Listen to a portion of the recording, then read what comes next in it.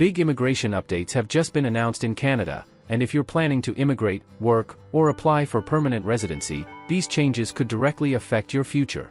British Columbia has invited hundreds of skilled workers. Express Entry has introduced another targeted draw with one of the lowest CRS scores we've seen for senior managers. Processing times have changed again. And Manitoba is preparing a major work permit extension that could help thousands of foreign workers stay in Canada legally.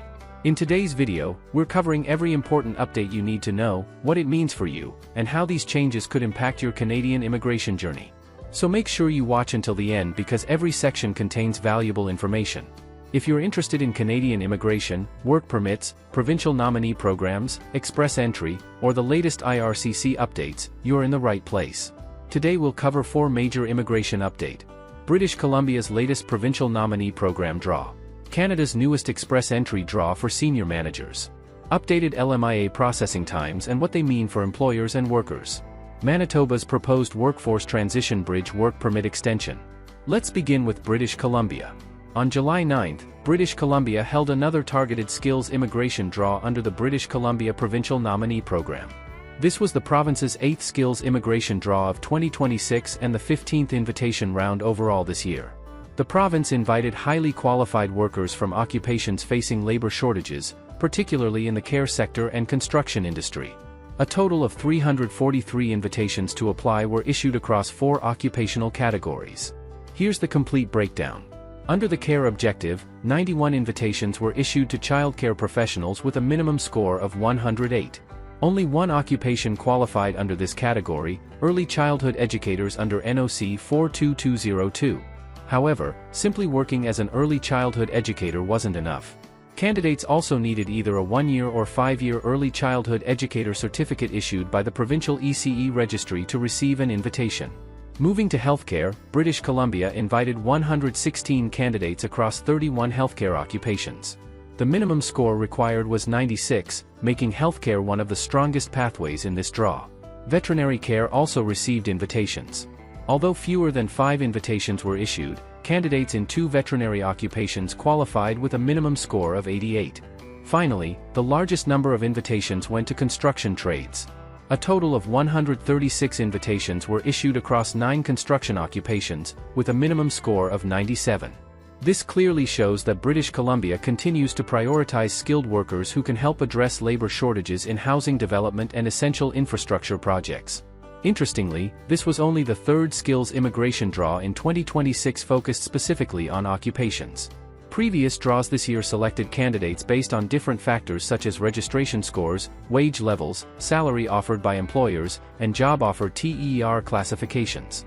The province also reminded applicants that future invitation rounds may use different selection priorities.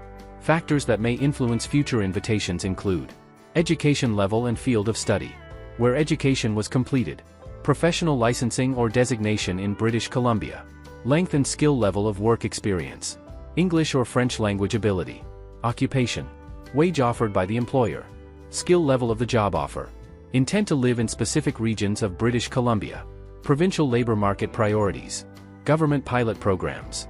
As of July 9th, British Columbia has already issued 3,107 invitations through the skills immigration category this year. Let's also look at the registration pool. Anyone interested in applying under skills immigration first submits an expression of interest, also called a registration. Candidates receive a score based on their qualifications and enter the provincial selection pool. As of July 7th, there were 8,683 active registrations in the British Columbia PNP pool. The largest group of candidates fell into the 100 to 109 score range, representing nearly 20% of the entire pool. Following this latest draw, the pool now likely contains at least 343 fewer candidates, although new registrations and expired profiles will also affect the total numbers. Now let's move to Canada's express entry system. On July 10th, IRCC held another targeted express entry draw.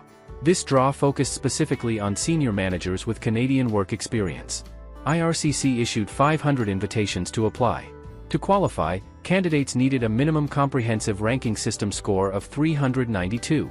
They also had to create their express entry profile before 1:46 a.m. Universal Time Coordinated on March 15, 2026. One of the most important highlights from this draw is the CRS score. The previous senior manager draw required a CRS score of 429. This latest draw dropped to 392, representing a significant reduction of 37 points. That lower threshold could allow many more experienced candidates to qualify. So far in 2026, IRCC has conducted 38 express entry draws, and the trend remains consistent.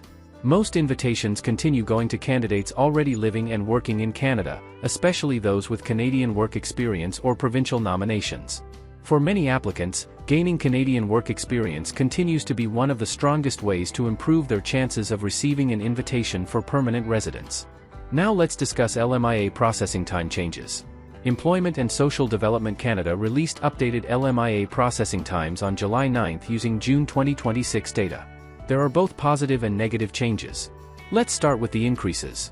The high-wage stream experienced the largest increase. Processing time rose from 64 days in May to 79 days in June, an increase of 15 days. The low-wage stream also became slower. Processing times increased from 61 days to 71 days, adding another 10 days of waiting. However, several streams became faster.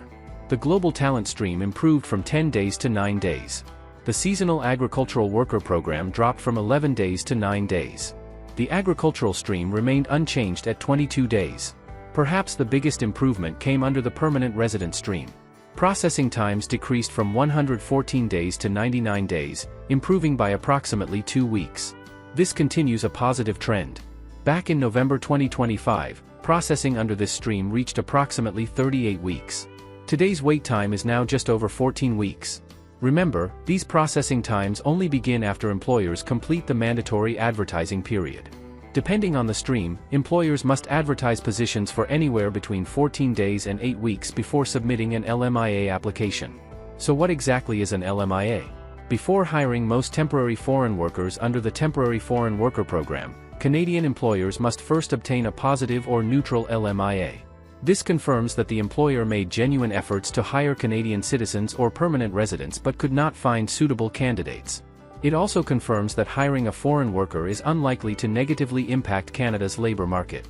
Once approved, employers provide foreign workers with the LMIA decision letter and an official job offer.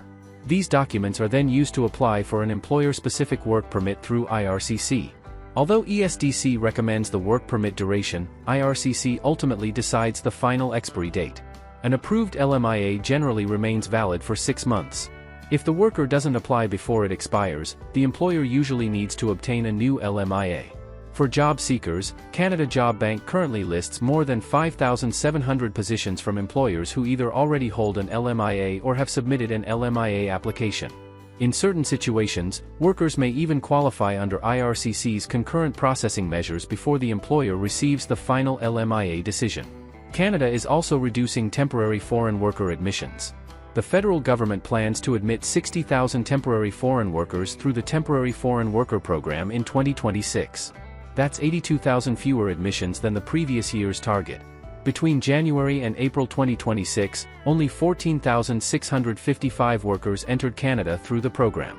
This represents a 25.6% decrease compared with the same period in 2025 and a 53.6% decrease compared with 2024.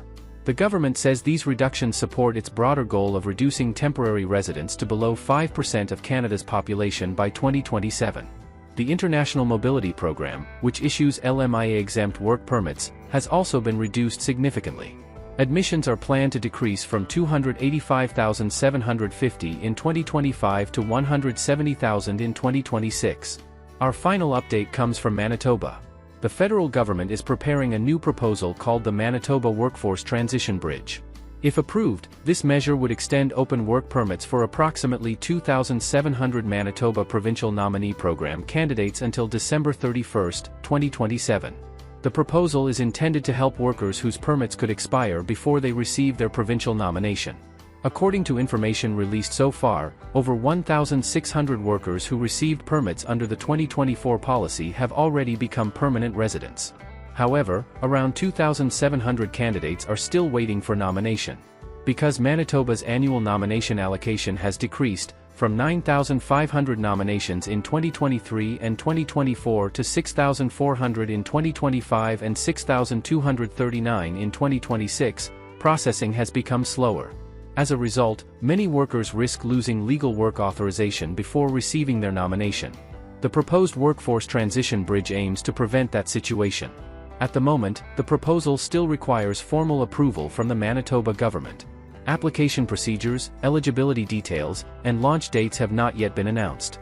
If you're currently waiting under the Manitoba Provincial Nominee Program, experts recommend checking your work permit expiry date. Keeping employment documents updated, maintaining proof of your nomination status, and preparing alternative options in case implementation takes longer than expected.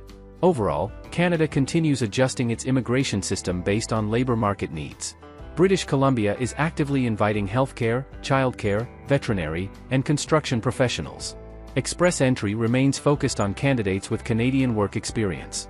LMIA processing continues to change depending on the stream, while Manitoba is working toward a solution that could protect thousands of workers waiting for provincial nominations. For anyone planning to immigrate to Canada, staying updated has never been more important because immigration policies are evolving faster than ever. If you found today's video helpful, don't forget to like this video, subscribe to the channel, and turn on the notification bell so you never miss the latest Canadian immigration news. Also, let us know in the comments. Which update affects you the most, British Columbia PNP, Express Entry, LMIA processing, or the Manitoba Work Permit extension? Thank you for watching.